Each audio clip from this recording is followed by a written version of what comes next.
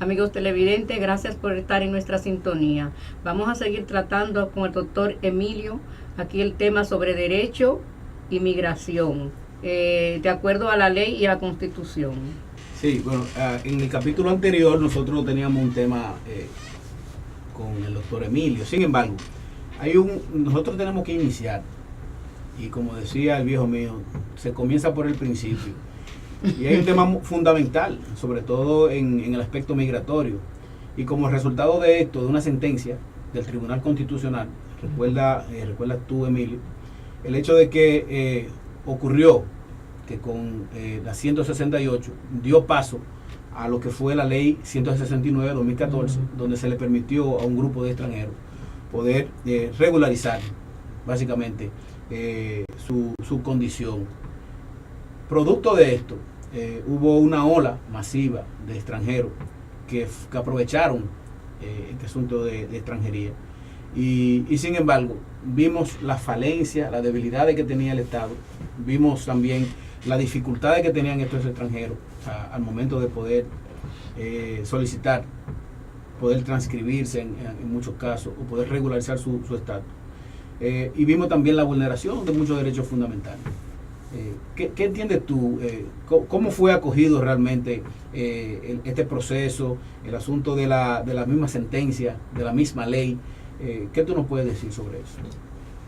Bueno, en su momento, en aquel momento cuando el Tribunal Constitucional emitió la sentencia 168, tuve mi opinión, escribí sobre eso, porque entendí que el Tribunal Constitucional en ese momento, la función que tomó, no la hizo desde el punto de vista de respeto a los derechos fundamentales. El Tribunal Constitucional, mediante un amparo incoado por una ciudadana reclamando precisamente la vulneración de derechos fundamentales, el Tribunal Constitucional hizo una especie de recogida de todos los problemas que teníamos en el territorio dominicano con respecto a la migración, y quiso resolver un problema que debieron de resolver los políticos desde hace mucho tiempo,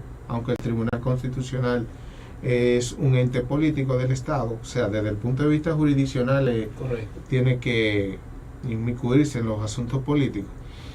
Realmente la decisión que tomó fue una doctrina implementada por la Corte Constitucional de Colombia sobre que le llaman el estado de cosa inconstitucional, o sea, de un proceso abarcar a todo un estado de cosas que estaba sucediendo para resolver el problema. Ahora, lo que pasa es que esa doctrina lo que hace es abarcar lo que es violación a derechos fundamentales. En este caso entiendo que el Tribunal Constitucional lo que hizo fue agravar más situación de violación de derechos fundamentales, pero independientemente de eso se emitió la sentencia y el Estado tuvo que asumirla.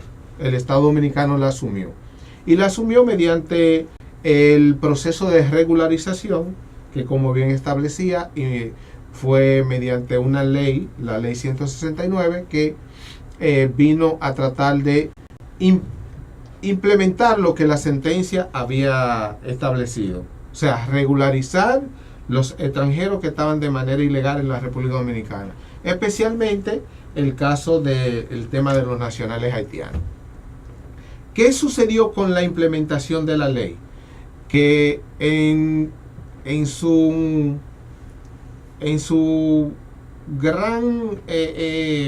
gran parte de la implementación de la ley no se ha cumplido realmente.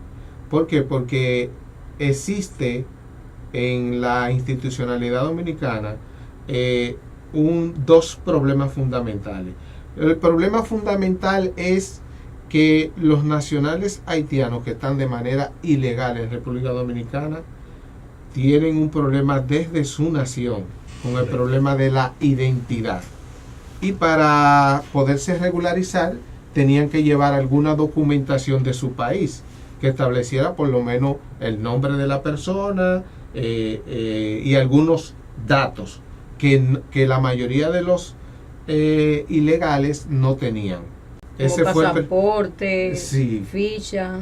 Cualquier documento Sí. de ese que pudiera identificar a la persona.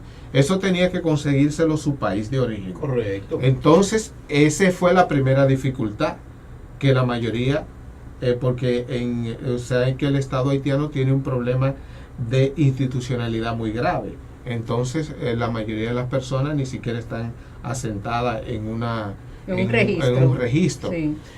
Y mucho menos los que vienen al país a trabajar de manera ilegal. Ese fue el primer escollo que tuvo la implementación de la ley 169. Después el segundo escollo es la falta quizá de logística del mismo Estado Dominicano de poder acaparar la cantidad abrumadora de personas que quería irse a regularizar.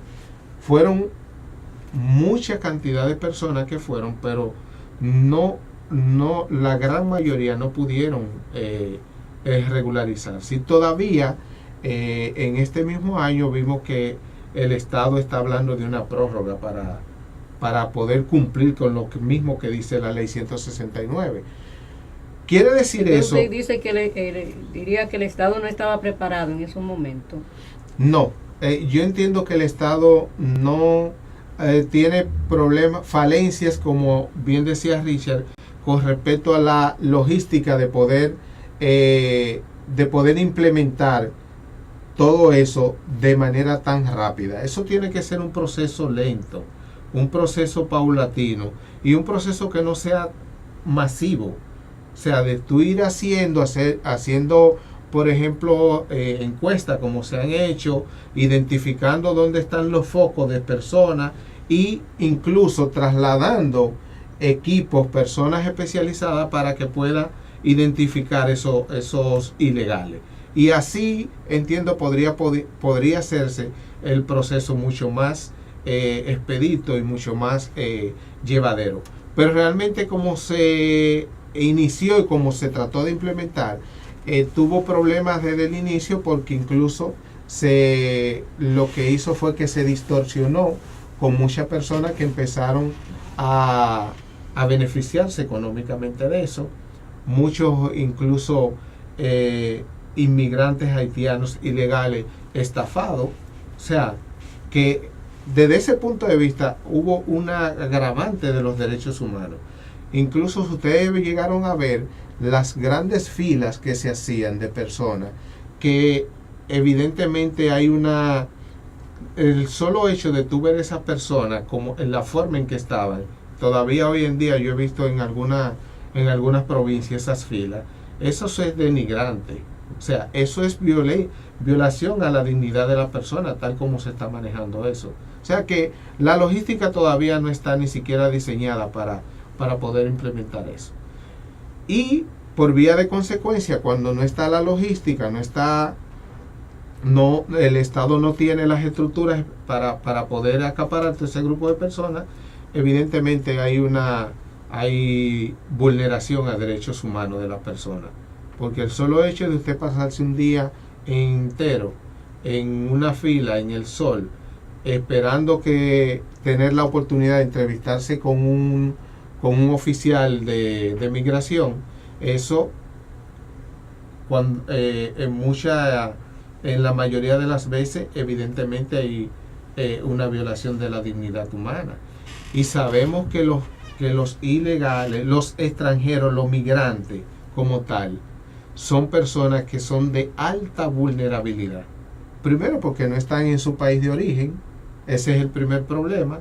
Y segundo, muchas veces tienen dificultades con el idioma. Y por último, muchas veces son discriminados, que es lo que la mayoría de las ocasiones, y no es República Dominicana. Eso no es un problema de República Dominicana, es un problema mundial.